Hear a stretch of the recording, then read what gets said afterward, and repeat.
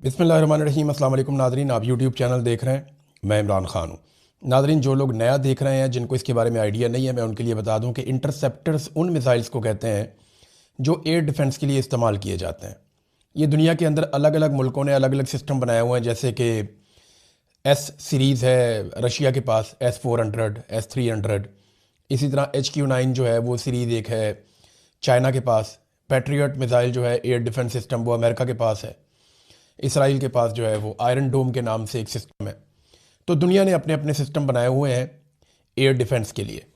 तो इसके जो मिसाइल होते हैं ये नीचे से लॉन्च होते हैं ज़मीन से, और फ़िज़ा से आने वाले मिसाइल को, तैयारे को या ड्रोन को निशाना बनाते हैं, और इन्हें इंटरसेप्टर कहते हैं। ये जो इंटरसेप्टर्स हैं इनके मसले पैदा हो गए हैं अमेरिका के लिए। ये बहुत मुश्किल से बनाए जाते हैं, बड़ी टेक्नोलॉजी इनमें इस्तेमाल होती है, और बाज़ औक़ात पूरे महीने में ये 7, 8, 10 इससे ज़्यादा नहीं बनाए जाते। तो इनके बनाने की रफ्तार बड़ी सुस्त है और इनकी तादाद कम रहती है, और अमेरिका को इसकी किल्लत का सामना करना पड़ रहा है। ये कैसे पता चला, ये मैं आपको बताता हूँ। देखिए, अमेरिका को हमेशा से हमला करने की आदत थी, उन्हें कभी भी हमला रोकने की आदत नहीं रही। यानी वो डिफेंसिव तो कभी हुए ही नहीं, वो हमेशा अटैक कर रहे हैं। आप पिछली आधी सदी या इससे ज़्यादा टाइम निकाल कर देख लें तो अमेरिका ने मुल्कों के ऊपर हमले किए हैं, अमेरिका के ऊपर मुल्कों ने हमले नहीं किए। लिहाजा अमेरिका ने दिफाई साजो सामान बनाने की बजाय ऐसा साजो सामान तैयार किया जिससे दूसरों पे अटैक किया जाता है, और वो मिसाइल उनके पास बहुत सारे हैं, जहाज़ बहुत सारे हैं, हथियार बहुत सारे हैं जिसमें दूसरे मुल्क पे अटैक किया जा सकता है। लेकिन अपने ऊपर होने वाले हमले को कैसे रोकना है, उसके लिए शायद उन्हें अंदाज़ा नहीं था कि कोई उनके ऊपर भी हमला करेगा। अब ये एक नए तरह की सूरत हाल है जिसको सामना करना पड़ रहा है। हालात यहाँ तक चले गए हैं कि यूक्रेन के सदर ने स्टेटमेंट दिया, ज़ेलेंस्की, जिसको याद है कुछ अर्सा पहले जब डोनाल्ड ट्रंप नए नए आए थे तो ज़ेलेंस्की को अपने सामने बिठा के जलील किया था कि ये कपड़े तुम कैसे पहन कर आ गए हो, और जनाब मैं तुमसे बात नहीं करता, और बड़ा डांट दिया था ज़ेलेंस्की को, काफ़ी जलील कर दिया था कि अमेरिका तुम्हें मुफ्त में हथियार दे रहा है और ये कर रहा है वो कर रहा है। तो काफ़ी उसकी बेइज्जती की थी। बाद में यूरोपीय यूनियन ने उसका बुरा भी बनाया था। तो उसी ज़ेलेंस्की से अब अमेरिका ने मदद मांगी है। ज़ेलेंस्की ने कहा कि हमसे अमेरिका ने मदद मांगी है और इंटरसेप्टर्स मांगे हैं, यानी दिफाई साजो सामान मांगा है। हम इस सिलसिले में देखेंगे कि ये हमारे लिए ज़्यादा महंगा ना हो तो हम ज़रूर मदद करेंगे। यानी वो कह रहे हैं देखेंगे जनाब, फिर करेंगे मदद।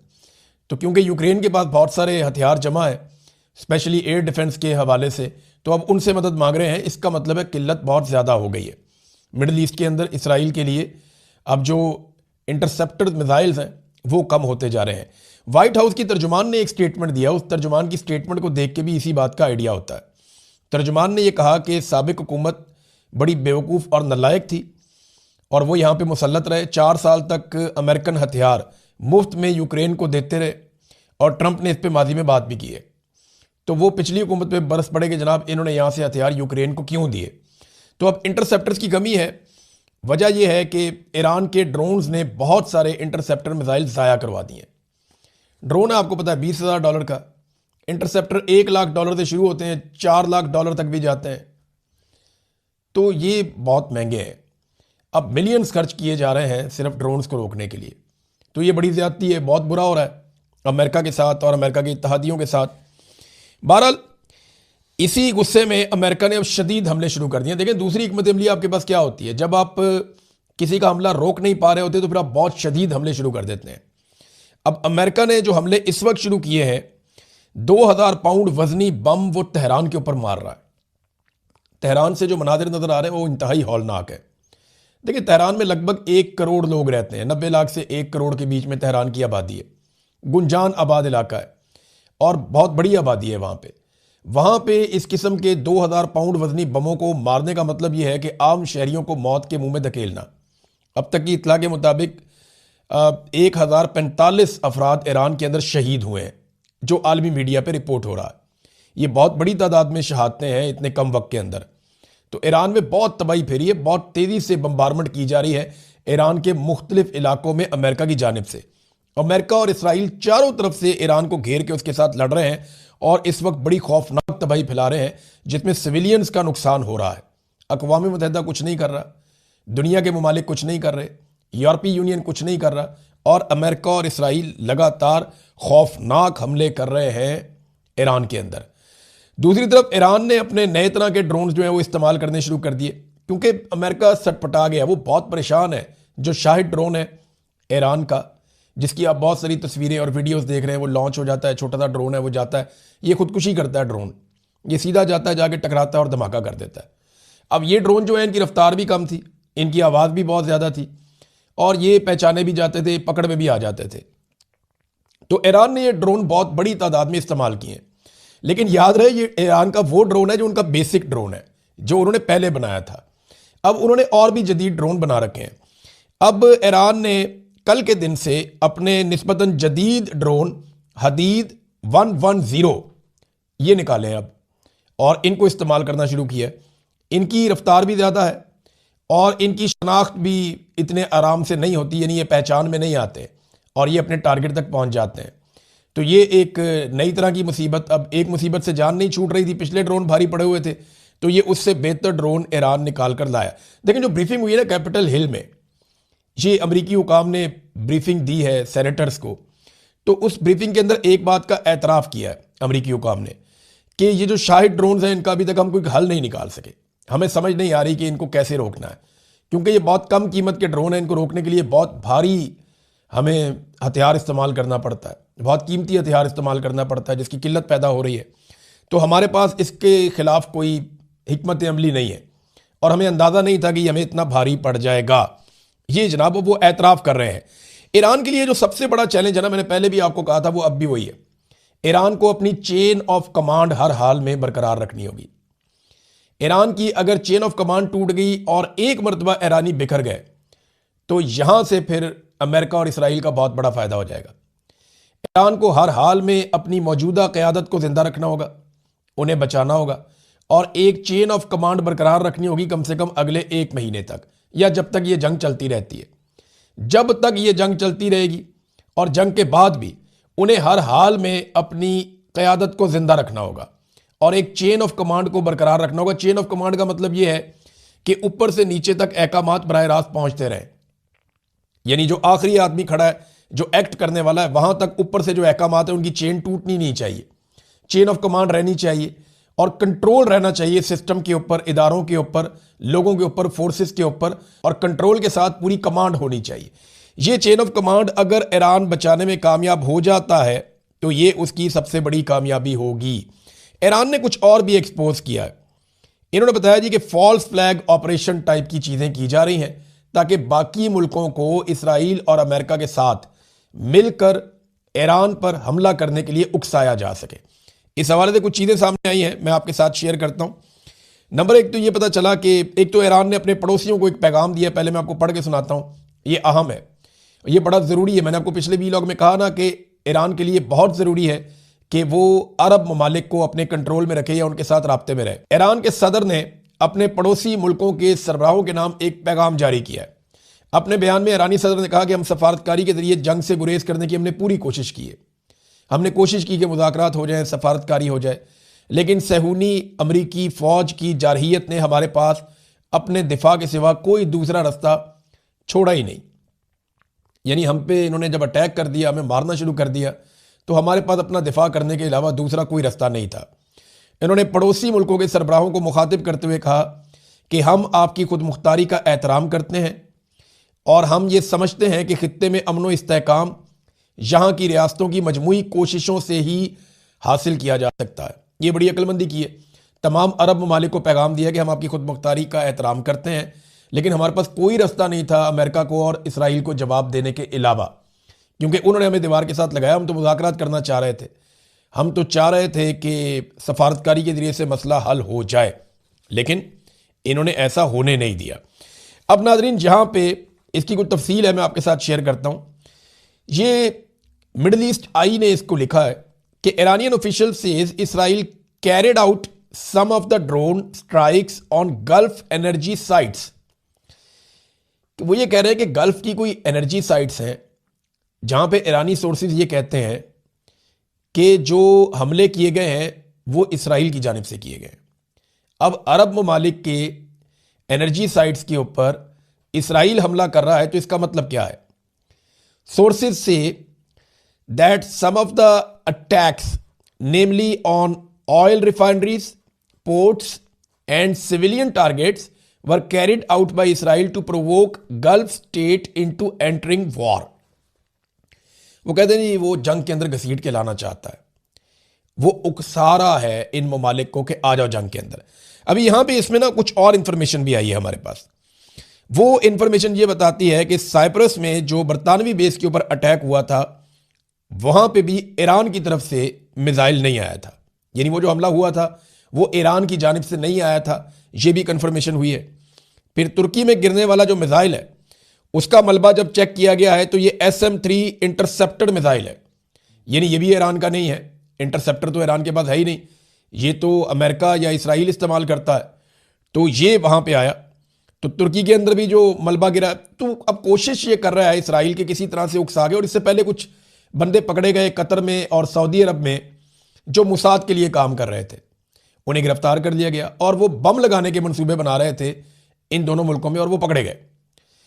वजह ये उसमें समझ आ रही है कि यहां बम लगाए जाए, इन मुल्कों को उकसाया जाए और सारे अरब ममालिक मिलकर ईरान के ऊपर अटैक कर दें, तो इसराइल के लिए, अमेरिका के लिए सूरत हाल और बेहतर हो जाएगी। अब ये नाजरीन एक फॉल्स फ्लैग ऑपरेशन टाइप की सूरत हाल पैदा की जा रही है, लेकिन ईरान ने इसमें ना सिर्फ खबरदार किया है बल्कि अपने पड़ोसियों के नाम एक पैगाम भी वाज़े तौर पे उन्होंने जारी कर दिया है। नाजरीन, इराक का इलाका है नजफ, ये एक सहरा है नजफ, यहां पे कमांडोज उतारे गए हेलीकॉप्टर के जरिए से।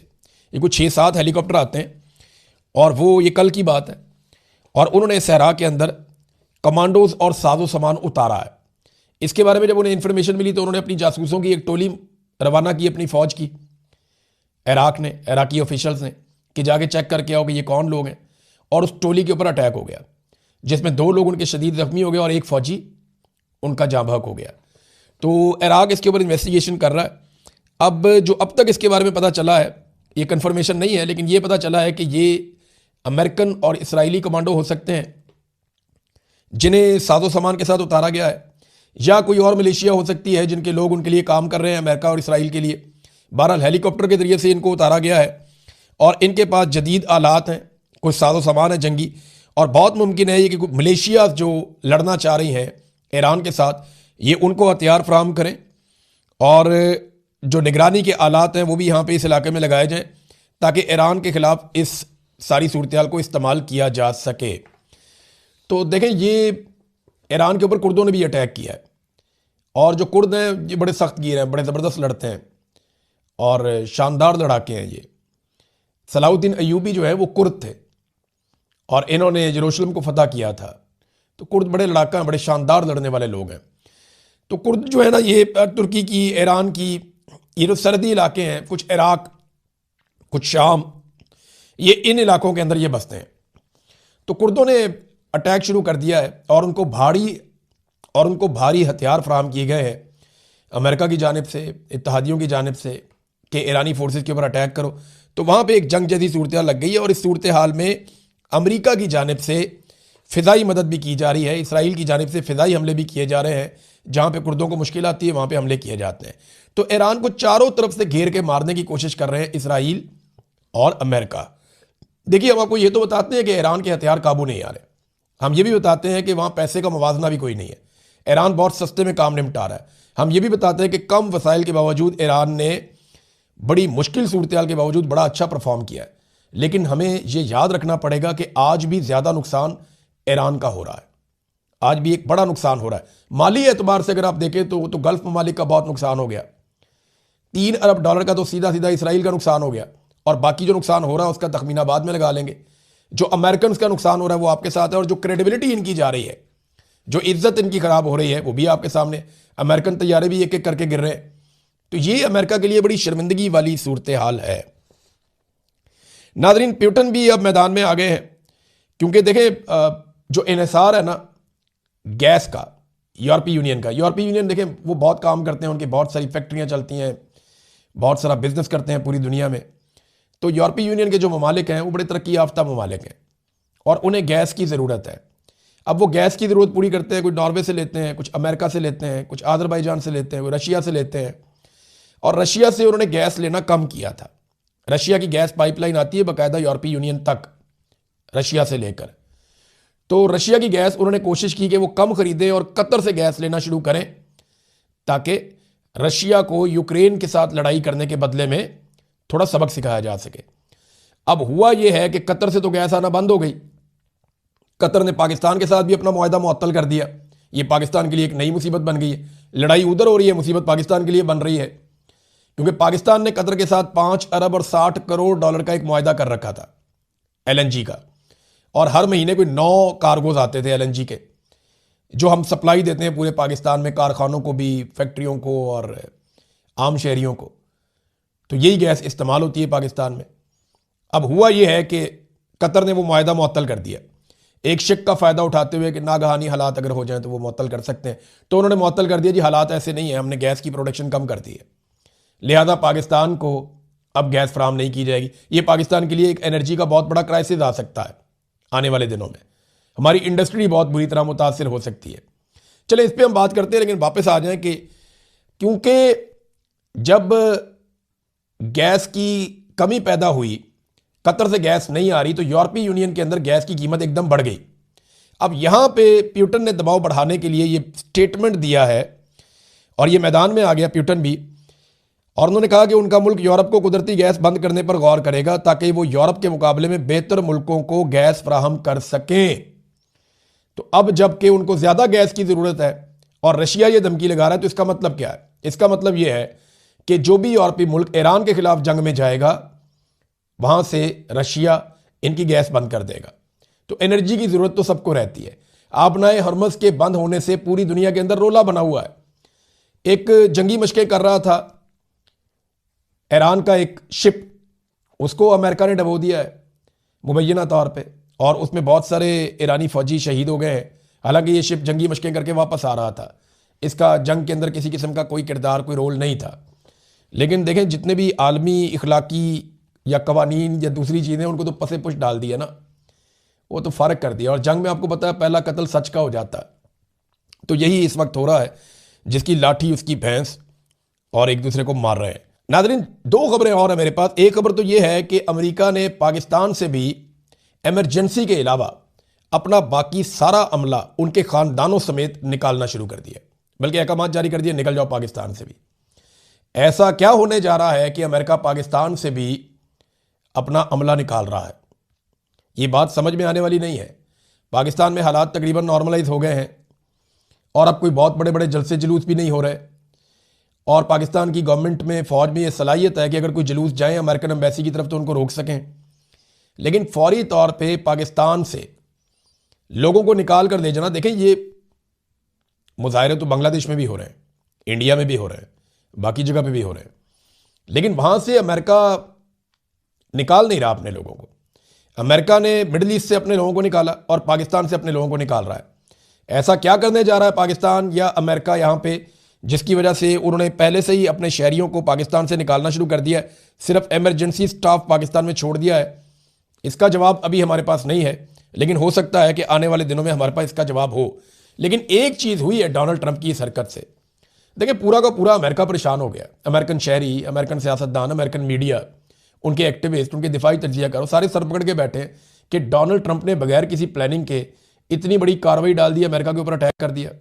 लेकिन सेनेट ने फिर भी फ़ायदा दिया डोनाल्ड ट्रंप को। वहाँ 100 वोटों की गिनती होती है, वहाँ ये कहा गया कि कांग्रेस से मंजूरी के बगैर डोनाल्ड ट्रंप जंग ना करे, ये करारदाद लाई गई, लेकिन इसको मुस्तरद कर दिया गया। 52 वोटों से डोनाल्ड ट्रंप को फ़ायदा हुआ और उसकी बचत हो गई। लेकिन इसके बावजूद अमेरिका में डोनाल्ड ट्रंप की साख को बहुत नुकसान पहुंचा, और उसको फेस सेविंग चाहिए। वो कैसे मिलेगी हम कुछ कह नहीं सकते, लेकिन 48 घंटों में आलमी स्टॉक मार्केट में 3200 अरब डॉलर का नुकसान हुआ है। 3200 अरब डॉलर्स। 1 अरब डॉलर के लिए हम मिन्नतें करते हैं लोगों की, यहां 3200 अरब डॉलर्स, 3.2 ट्रिलियन डॉलर्स का आलमी तरफ ये नुकसान हो गया स्टॉक में। सिर्फ अमेरिका के अंदर होने वाला नुकसान जो है वो सबसे ज्यादा है, 1.7 ट्रिलियन डॉलर्स, यानी 1700 अरब डॉलर्स का अमेरिका की स्टॉक मार्केट में नुकसान हुआ है 48 घंटों के अंदर। पूरी दुनिया हिलकर रहेगी इस लड़ाई से। अब देखना यह है कि फेस सेविंग अमेरिका कैसे हासिल करता है, और क्या ईरान अपनी चेन ऑफ कमांड बरकरार रख सकता है, यही है सबसे बड़ा सवाल। अब तक के लिए इतना ही। अपना ख्याल रखिएगा, अपने इस चैनल का भी। अल्लाह हाफ़िज़।